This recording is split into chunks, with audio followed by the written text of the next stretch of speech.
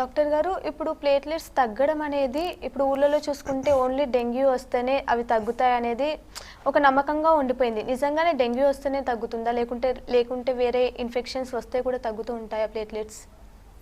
చాలా చక్కటి ప్రశ్న ఇది. డెంగ్యూ అన్నది కామనెస్ట్ కాజ్. జ్వరం వస్తుంది, ప్లేట్లెట్స్ని తగ్గిస్తుంది. డెంగ్యూనే కాకుండా ఎనీ సివియర్ ఇన్ఫెక్షన్స్లో ప్లేట్లెట్స్ కన్జ్యూమ్ అయిపోతాయి. అది డిఐసి అంటాం, డిఐసి లైక్ పిక్చర్స్ అంటాం, కన్జంప్షన్ కోయాగులోపతి అంటాం. ఇవి రెండూ కాకుండా కూడా ఇంకొన్ని కారణాలు కూడా మనం గమనించాల్సిన అవసరం ఉంటుంది ఇందులో ఈ ప్లేట్లెట్స్ గురించి చేసుకున్నప్పుడు. డెంగ్యూ వచ్చినప్పుడు ఎందుకు ప్లేట్లెట్స్ తగ్గుతుంది అంటే రెండు కారణాలు ఉంటాయి అందులో. మళ్ళీ డెంగ్యూ వైరస్ ఒక పర్టికులర్ ఒక రూపం ఉంటుంది దానికి.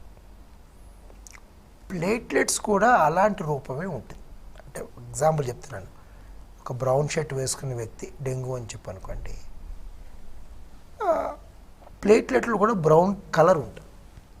కాబట్టి డెంగ్యూని చెప్పడం కోసం వచ్చిన ఇమ్యూనిటీ పొరపాటున ప్లేట్లెట్స్ని కూడా డెంగ్యూ అనుకుని చంపేస్తుంది. అంటే మన బాడీ మనకే శత్రువు అయిపోతుంది.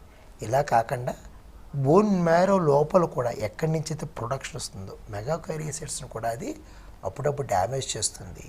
అప్పుడప్పుడు కొన్ని కెమికల్స్ రిలీజ్ చేసి మెగాకారియోసైట్ అనేది ప్లేట్లెట్స్ని ప్రొడక్షన్ చేయకుండా కూడా ఆపుతుంది. సో ఆ స్టిమ్యులేషన్ తగ్గడం దగ్గర నుంచి మొదలు పెట్టుకుని డిస్ట్రక్షన్ దగ్గర నుంచి ప్రొడక్షన్ ప్రాబ్లం దాకా డెంగ్యూలో 3 కలిపి జరుగుతాయి. కాబట్టి ఇది మోర్ డేంజరస్ థింగ్. టైం ఇవ్వదు, అది చాలా చక్కగా జరిగిపోతాయి. కాబట్టి దాన్ని మరింత జాగ్రత్తగా అబ్జర్వ్ చేసుకోవాలి. సింపుల్ టెస్ట్స్ ఉంటాయి. రెండోది, ఈ డెంగ్యూలో ఉన్నప్పుడు పెద్ద ప్లేట్లెట్స్ తయారవ్వవు, చిన్నవి ఉంటాయి. కాబట్టి ఆ ప్లేట్లెట్స్ 20,000 10,000 కన్నా తగ్గిపోతే ఇమ్మీడియట్గా అడ్రస్ చేయాలి. డెంగ్యూలో ఇంకో ప్రాబ్లం కూడా ఉంటుంది. ఫీవర్ మూలంగా బ్లడ్ వెసల్స్ డైలేట్ అయిపోతాయి.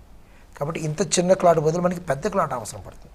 కాబట్టి ప్లేట్లెట్స్ డిమాండ్ పెరుగుతుంది, కానీ ప్రొడక్షన్ తగ్గిపోయింది అంటే డబుల్ డ్యామేజ్ జరుగుతూ ఉంటుంది. కాబట్టి డెంగ్యూని అత్యంత ప్రమాదకరమైనటువంటి వ్యాధిగా పరిగణిస్తారు.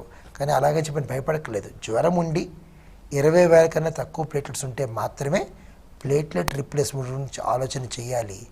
జ్వరం లేకపోతే 50,000 దాకా 15,000 దాకా జ్వరం లేకపోతే 10,000 దాకా కూడా ఆగచ్చు. జ్వరం ఉంటే మాత్రం 20,000 కన్నా తక్కువ ఉంటే చేసేయాలి. 5,000 కన్నా తక్కువ ఉంటే ఎవరికైనా సరే మనం రిప్లేస్ చేయాల్సిన అవసరం ఉంటుంది.